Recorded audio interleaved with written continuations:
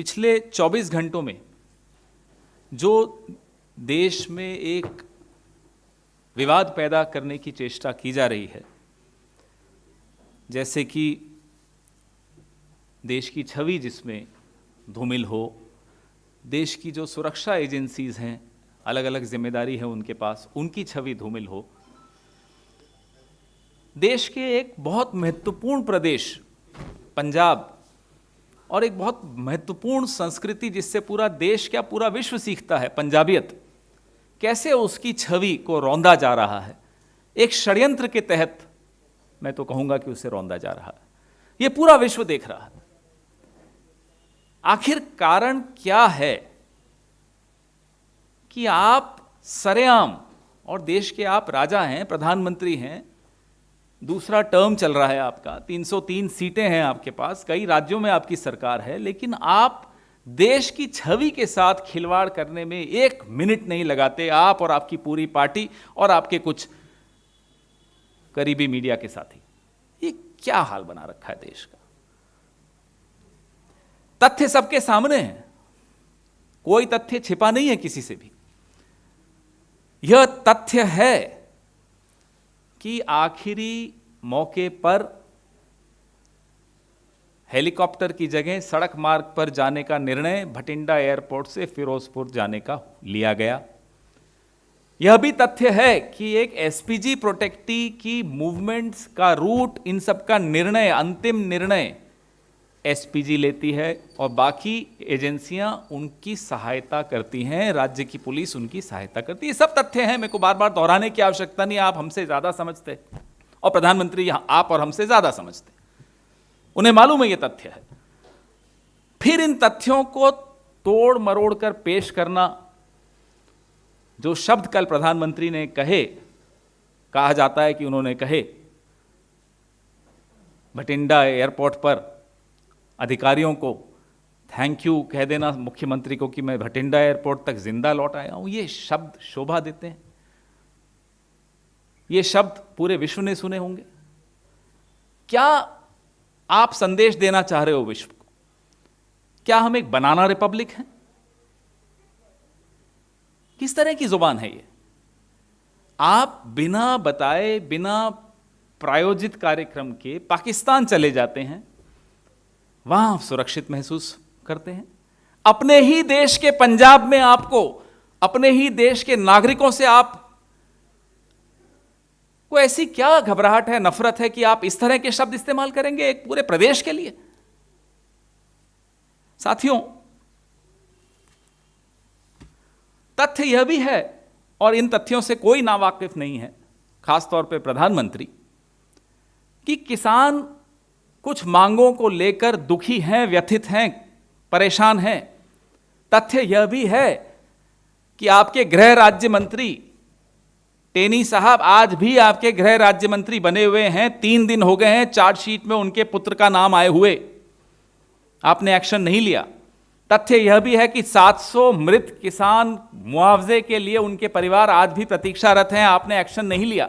MSP पे committee नहीं बनी। ये तमाम तथ्य आपके सामने हैं। तो विरोध होता है राजनीति में, लोकतंत्र में विरोध का सामना किसने नहीं किया? लेकिन आप पूरी एक कौम को, पूरे एक प्रदेश को, पूरे एक पंजाबियत को, पूरी संस्कृति को बदनाम कर देंगे। मैं कुछ और उदाहरण आपके सामने रखना चाहता हूं तारीखों के साथ। 22 सितंबर 2017, बड़ा ध्यान से सुनिएगा। लंका गेट नामक इलाका है वाराणसी में, प्रधानमंत्री की कॉन्स्टिट्यूएंसी है।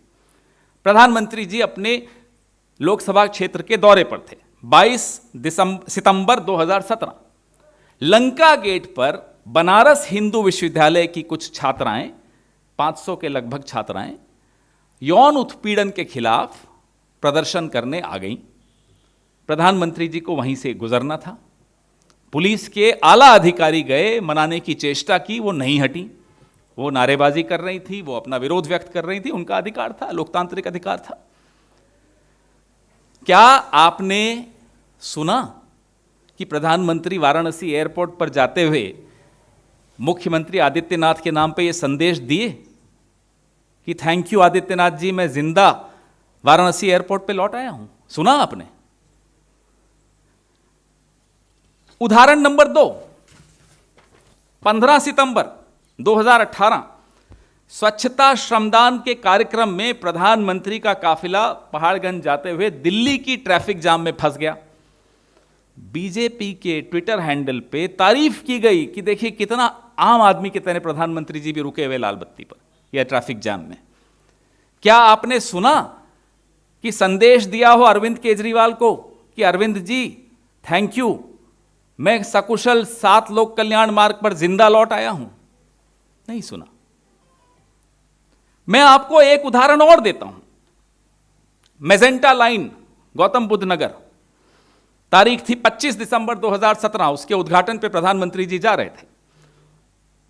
वहां कहीं रास्ता भटक गए, कुछ मिनटों का विलंब हुआ, एक छोटा अधिकारी पुलिस का सस्पेंड हुआ।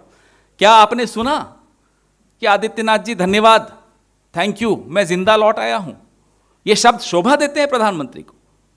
तो जहां जहां आपके अपनों की सरकार है या आपकी अपनी सरकार है, वहां आपकी जान को कोई खतरा नहीं है, वहां आप बर्दाश्त कर लेते हो ट्रैफिक जाम में फंसना और अपनी तारीफ और करवा लेते हो।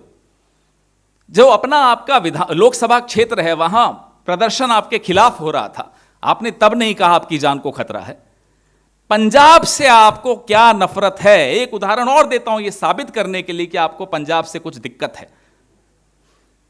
2017 का गुजरात का चुनाव, यह देश नहीं भूलेगा कि देश के एक भूतपूर्व प्रधानमंत्री डॉक्टर मनमोहन सिंह, देश के पूर्व सेनाध्यक्ष दीपक कपूर, जनरल दीपक कपूर, देश के पूर्व उपराज्यपति हामिद अंसारी के विरुद्ध गुजरात के चुनाव प्रचार में प्रधानमंत्री ने क्या कहा था कि पाकिस्तान के साथ मिलकर मेरे खिलाफ षड्यंत्र रच रहे हैं। देश के प्रधानमंत्री के खिलाफ, देश के पूर्व सेनाध्यक्ष के खिलाफ।